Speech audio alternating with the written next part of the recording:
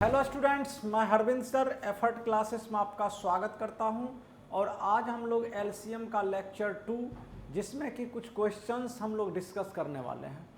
LCM lecture 1 में LCM और HCF कैसे निकाला जाता है इसका बेसिक कॉन्सेप्ट बतला दिया गया था कि एलसीएम और एचसीएफ हम निकालते क्या हैं, एलसीएम क्या है और एचसीएफ क्या है। इसके लिए लेक्चर 1 आप देख लें ताकि ये क्वेश्चन आपको अच्छे तरीके से समझ में आ जाए और ये लेक्चर आपको पूरा समझ में आ जाए। तो हम लोग क्वेश्चन की तरफ चलते हैं। इसमें दिया हुआ है जो 96, 528, 2000, 163,520 का महत्तम समापवर्तक क्या होगा, यानी HCF हाईएस्ट कॉमन फैक्टर क्या होगा। आपको बतलाए थे कि हाईएस्ट कॉमन फैक्टर नाम हाईएस्ट है लेकिन वैल्यू हमेशा लोएस्ट ही होता है, और लोएस्ट कॉमन मल्टीपल का नाम लोएस्ट है और वैल्यू हमेशा हाईएस्ट होता है। तो यहाँ पे 96 सबसे कम है यहाँ पे, तो या तो ये आंसर होगा जो है ही नहीं, तो इससे कम होगा, यानी एक ऐसी संख्या जिससे ये भी डिवाइड हो जाए, ये भी डिवाइड हो जाए, ये भी, ये सब डिवाइड हो जाए, वो हमको ढूंढना है। या तो ऑप्शन के हिसाब से 8 से चेक कर लेंगे, 16, 12 और 24 सब से चेक करके और ये देख लेंगे जो कौन सा है जो क्लियर हो रहा है। तो ट्रायल मेथड से कर लेंगे तो ज़्यादा इजी हो जाएगा।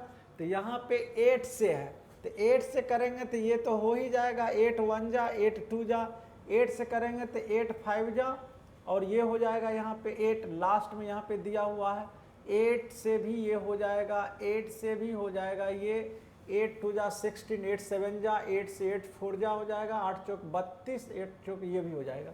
8 से तो हो रहा है, लेकिन हाईएस्ट कॉमन फैक्टर का रूल है कि अगर 8 के अलावा अगर 16 से भी सब हो जाए तो आंसर 16 होगा, क्योंकि नाम है हाईएस्ट कॉमन फैक्टर। तो ये 8 तो है लेकिन ये हाईएस्ट नहीं है इनमें से। 16 से चेक कर लेंगे तो 16 96 ये भी हो जाएगा। इसको 16 से कर लेंगे तो 16 48, 4 16 48 ये भी हो जाएगा। 16 से करेंगे तो 16 एकम 16 5 6, 16 48, 8 16 5 80 ये भी हो जाएगा। 16 से करेंगे 16 दूनी 32, 16 दूनी 32 ये भी हो जाएगा, यानी 16 भी हो रहा है।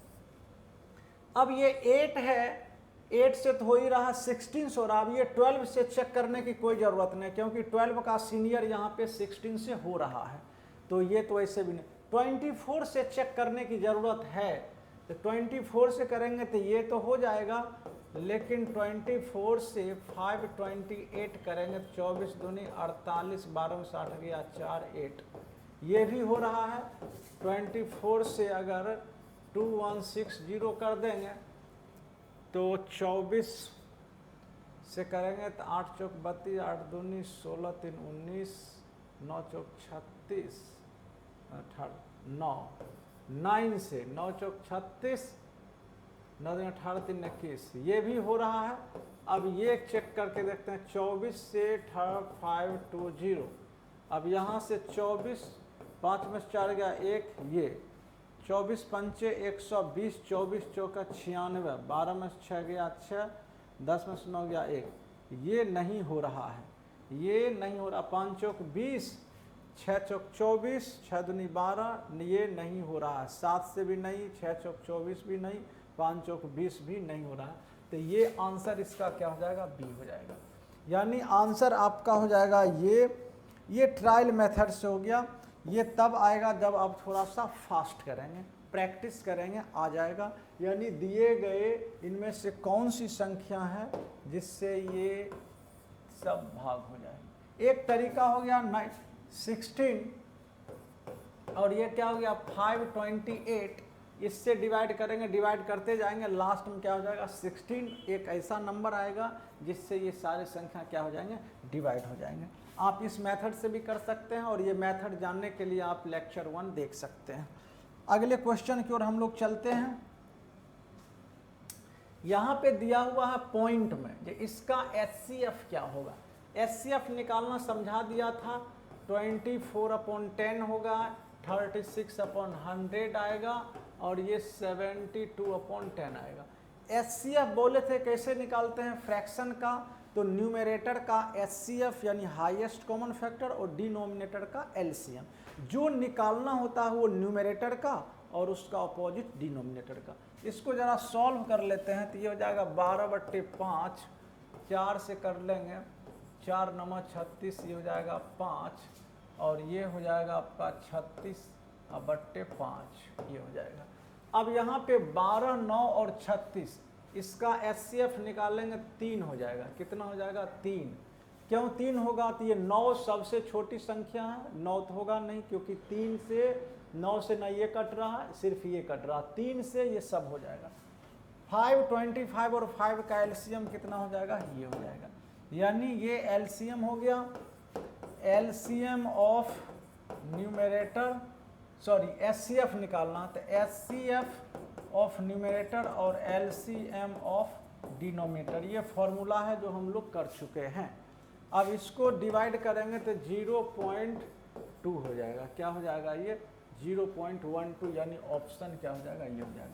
सिंपल है, हालांकि क्वेश्चन बहुत ही SSC, CGL या रेलवे वगैरह में वनडे कोई भी हो, बहुत ही सिंपल क्वेश्चन पूछा जाता है। ये तो खैर उससे स्टैंडर्ड है, इसलिए आप टेंशन ना लें। अगर ये समझ में आ रहा तो वो आराम से कर लेंगे। अगले क्वेश्चन की तरफ चलते हैं हम लोग। अब यहाँ पे दिया हुआ है दो संख्याएं 5 और 6 के अनुपात में है, यानी A/B कितना है? 5/6। यदि इसका महत्तम समापवर्तक 4 है, यानी HCF कितना है? 4 है। तो HCF वो होता है जिससे दिए गए सारे संख्या डिवाइड हो जाते हैं, यानी A भी डिवाइड होगा, B भी डिवाइड होगा। इसका मतलब A यहाँ पे कितना हो जाएगा? अगर ये 4 इसके टेबल में आ जाएगा तो ये 20 और B यहाँ पे कितना हो जाएगा? तो ये हो जाएगा 24, 4 × 24। ये दोनों इसका AB, तो इसका लघुत्तम समापवर्तक कितना होगा? तो ये A हो गया, इस दोनों का लघुत्तम समापवर्तक इसमें देखेंगे, लघुत्तम समापवर्तक ये 96 होगा। चूंकि सॉरी 96 इसलिए नहीं होगा जो 24 से तो ये कट रहा, 20 से नहीं कट रहा, ये हो जाएगा आपका 120 हो जाएगा। क्या हो जाएगा? 120। क्यों होगा 120? तो 120 20 से भी कैंसिल हो रहा और 24 से भी कैंसिल हो रहा, यानी लोएस्ट कॉमन मल्टीपल है ये 20 से भी और 24 से भी। इसका ऑप्शन क्या हो जाएगा? C हो जाएगा। और ये कैसे आया? तो चूंकि इसका HCF 4 है, मतलब 4 इसमें प्रेजेंट होगा दोनों में, जो हाईएस्ट कॉमन फैक्टर है, इसमें भी इसमें भी। इसमें देखो 20 को लिख सकते हैं 5 × 4 और 24 को लिख सकते हैं 6 × 4। तो this is the highest common factor, जो ये 4 इसको भी डिवाइड कर रहा है, इसको भी डिवाइड कर रहा है। इस तरीके से प्रैक्टिस करेंगे, समझ में आता चला जाएगा। अगले क्वेश्चन की ओर हम लोग चलते हैं। दो संख्याओं का महत्तम यानी HCF और लघुत्तम समापवर्तक कितना है जी? ये यानी H कितना है? 8 और L कितना है? 48। देख रहे हो ना, H हाईएस्ट नाम है लेकिन वैल्यू 8 है। और इनमें से एक संख्या कितना है? ये है A बराबर दिया हुआ 24। एक बहुत ही इंपॉर्टेंट हमको जानना है, product of two numbers equals to LCM × HCF, यानी A × B इक्वल्स टू होता है LCM × HCF। ये बहुत ही इंपॉर्टेंट है, यूजफुल है, इसका हम लोग यूज करेंगे। तो यहाँ पे B निकालना है, तो ये दोनों का प्रोडक्ट हो जाएगा 8 × 48 डिवाइडेड बाय 8 24, 8 3 हो जाएगा और 3 से कितना हो जाएगा? 16, यानी ऑप्शन क्या हो जाएगा? C हो जाएगा। बस ये एक फॉर्मूला ध्यान में रखना है जो बहुत ही इंपॉर्टेंट है। आशा करता हूँ आपको ये अच्छी तरीके से समझ में आ गया होगा। अगले क्वेश्चन की ओर हम लोग चलते हैं। 12 के दो गुणज, गुणज का मतलब होता है मल्टीपल। क्या होता है? गुणज का मतलब मल्टीपल, यानी 12 से डिवाइड होने वाला। 12 के दो गुंजों का लघुत्तम समापवर्त इतना है, यदि इनमें से एक संख्या कितना हो, ये हो, तो दूसरी संख्या क्या होगी? दूसरी संख्या, यानी ये हमारा A दिया हुआ है 132 और B कितना है? निकालना है। और 12 के दो गुंजों का लघुत्तम समापवर्त कितना है, ये है 12 के 2 गुंजों, यानी यहाँ पे HCF अगर यहाँ पे 12 होगा तो LCM जो होगा यहाँ पे कितना हो जाएगा 1056, ये हो जाएगा यहाँ पे, चूंकि 12 का ही 2 गुणज है जिसका लघुत्तम समापवर्त ये है, तो ये हो गया आपका HCF 12 और ये 12 यहाँ से इसमें चला जाएगा, LCM में ये चला जाएगा। अब इसको हम लोग सॉल्व कर लेते हैं, देखते हैं, फॉर्मूला वही लगा देते हैं। B इक्वल्स टू दोनों का product 12 into 1056 equals to 132, 12 one जा 11 11 नामा 99 और 6 11 66 96, इसका आंसर क्या हो जाएगा 96। जो HCF होता है और LCM होता है, अगर दोनों को कंपेयर करोगे तो HCF जो है से LCM में समा जाएगा, HCF क्या होगा LCM में समा जाता है, उसी में आ जाता है। जैसे हम 2 और 6 है, इसका LCM कितना हो जाएगा 6 और इसका HCF कितना हो जाएगा आपका 2 हो जाएगा। तो आप देख रहे हो जो LCM जो है वो HCF से क्या हो गया है डिवाइड हो गया, डिविजिबल हो गया है। LCM is divisible by HCF। कोई भी एग्जाम्पल ले लो, आप ले लो 1 और 2, तो इसका LCM कितना हो जाएगा 1 और 2 का LCM हो जाएगा आपका 2 और इसका HCF क्या हो जाएगा, तो ये हो जाएगा 1, HCF क्या हो जाएगा 1 और 1 और 2 का LCM क्या हो जाएगा 2 हो जाएगा। दो लगातार का क्या होता है प्रोडक्ट हो जाता है। अगले क्वेश्चन की ओर हम लोग चलते हैं। 6th क्वेश्चन, दो संख्याएं 3 और 4 के अनुपात में है, यानी A और इसका लघुत्तम ये दिया हुआ, इनमें से बड़ी संख्या क्या होगी, इनमें से बड़ी संख्या क्या होगी। अब यहाँ पे एक संख्या मान लिया A 3K और B मान लिया कितना 4K। अब इन दोनों का LCM, तो LCM यहाँ पे कितना दिया हुआ 84। अब A और B का LCM निकालेंगे तो 3 और 4 का LCM कितना होगा 12 और K और K प्रोडक्ट में है, K दोनों में फैक्टर है, तो K का LCM K ही होगा, तो ये हो जाएगा K, ये 84, तो ये 12 से 7, तो K का वैल्यू कितना हो गया 7। इनमें से बड़ी संख्या, तो बड़ी संख्या तो यही 4K होगा, तो 4 इंटू 7 यानी 28। तो आपको कॉन्सेप्ट क्या करना है क्लियर करना है, और LCM और HCF का कॉन्सेप्ट क्लियर करने के लिए इससे पहले वाला लेक्चर वीडियो आप अच्छी तरीके से देखें।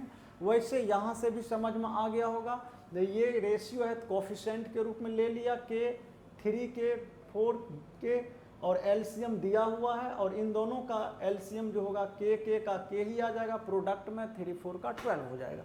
आशा करता हूँ कि आपको समझ में आया होगा। हम लोग अगले क्वेश्चन की ओर चलते हैं। 29 से बड़ी दो संख्याओं का महत्तम समापवर्तक यानी H कितना है 29 तथा लघुत्तम ये दिया हुआ है, यानी L क्या दिया हुआ है 4147। इन संख्याओं का योग क्या होगा, इन संख्याओं का योग क्या होगा। तो एक संख्या तो मान लो यहाँ पे 29 HCF, इन संख्याओं का योग क्या होगा, और एक B 29A और ये 29B। ओके, इन संख्याओं का योग क्या होगा। ठीक है जी, देखो 29 यहाँ पे दे दिया गया है HCF, 29 क्या है HCF महत्तम समापवर्तक। तो ये 29 तो दोनों संख्या में मौजूद होगा, फर्स्ट में भी होगा और सेकंड में भी होगा। जो हाईएस्ट कॉमन फैक्टर होता है वो दिए गए सभी संख्याओं में हाईएस्ट होता है नंबर, जिससे सारे संख्याएं डिवाइड हो जाती है।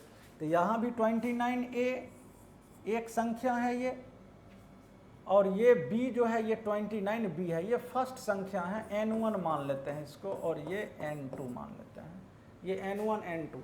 अब यहाँ पे फॉर्मूला लगा देंगे, तो दो संख्याओं का प्रोडक्ट यानी 20A into 20B equals to LCM into HCF, तो 29 इंटू 4147, ये और ये क्या होगा कैंसिल, तो AB इक्वल्स टू हो जाएगा 4147 डिवाइडेड बाई 29। इससे अगर हम इसको डिवाइड कर देते हैं तो ये हो जाता है 143। क्या आ जाता है यहाँ पे 143, और ये हो जाता है 11 और 13। अगर इसको फैक्टराइज करते हैं 143 को तो ये आ जाता है ये। अब यहाँ पे एक नंबर आ जाएगा हमारा कितना, तो 29 इंटू 11, और एक नंबर एक बार बी ले लेंगे ये और ये ले लेंगे ये, तो 29 इंटू 13। इसको मल्टीप्लाई करेंगे तो 11 नंबर 99, 9 11 दूनी 22, 22 9 31, 22 9 31, 13 नंबर 17 से 7 11, 13 दूनी 26, 10 36 1 37, 9 7 16, 6 7 1 8 1 9, 3 दूनी 6, 696। यानी इसका आंसर क्या हो जाएगा 696। थोड़ा सा टिपिकल क्वेश्चन था, स्टैंडर्ड क्वेश्चन था, यद्यपि टायर 1 CGL या SSC यानी SSC ही रेलवे, अब इस टाइप के क्वेश्चन पहले खूब आते थे, अब कम आते हैं, और आते भी हैं तो बिल्कुल सिंपल क्वेश्चन आते हैं। तो आपको ये समझ में आ गया होगा। आशा करता हूँ कि इससे रिलेटेड आप पहले वाला वीडियो देखे होंगे, नहीं देखे होंगे तो ज़रूर देखें, फिर और क्लियर हो जाएगा। अगले क्वेश्चन की ओर हम लोग चलते हैं। 8th, दो संख्याओं का योग कितना है 36, इसका महत्तम कितना है HCF, यानी H कितना दिया हुआ 3 और L कितना है 105, और इनका योग क्या दिया हुआ है 36। दो संख्याओं का योग A प्लस B दिया हुआ है 36, ये है। अब एक संख्या जो है यहाँ पे ये 3K हो गया, चूँकि ये यहाँ पे है 3A, और एक हो जाएगा हमारा 3B। ये इसको N1 मान लेते हैं यहाँ पे,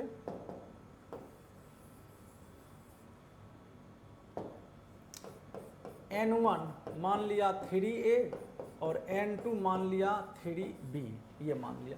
अब 3 क्यों लिया, चूंकि ये हाईएस्ट कॉमन फैक्टर है जो दोनों संख्या में होगा, और A और B कुछ होगा जो डिफरेंट होगा, यानी A और B दोनों सेम नहीं हो सकता है, यानी A is not equals to B। अगर A और B दोनों सेम हो जाएगा तो फिर हाईएस्ट कॉमन फैक्टर ये 3 ना होके कुछ और हो जाएगा फिर।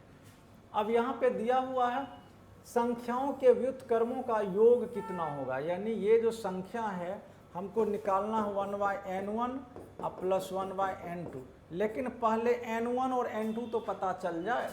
तो यहाँ से हम देख लेते हैं इन दोनों का एलसीएम कितना होगा, तो 3AB इक्वल्स टू कितना हो जाएगा, यहाँ से एलसीएम लेंगे इन दोनों का, तो 3AB और ये हो जाएगा 105, 3 से काटेंगे 3 3 9, 3 5 15, AB बराबर 15, इसको लिख सकते हैं 5 गुने 7, तो A 5 मान लेते हैं, B 7 मान लेते हैं।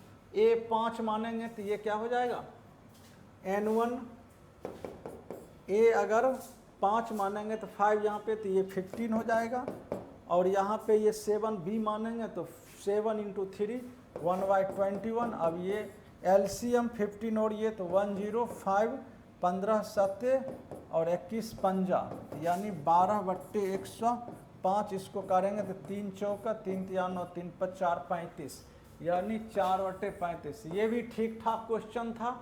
अगर आपको समझ में आ गया होगा तो छोटे मोटे क्वेश्चन 2 4 5 6 8 टाइप वाला क्वेश्चन बहुत ही आराम से कर लेंगे।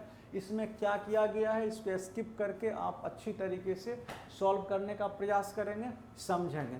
अगले क्वेश्चन की ओर हम लोग चलते हैं। 9th question. 9th क्वेश्चन में दिया हुआ है यहाँ पे ये 3 अंकों वाली दो संख्याओं, 3 अंक की संख्या दो संख्याओं का महत्तम समापवर्तक यानी हाईएस्ट कॉमन फैक्टर ये है, और ये L दिया हुआ है, ये कितना है 714।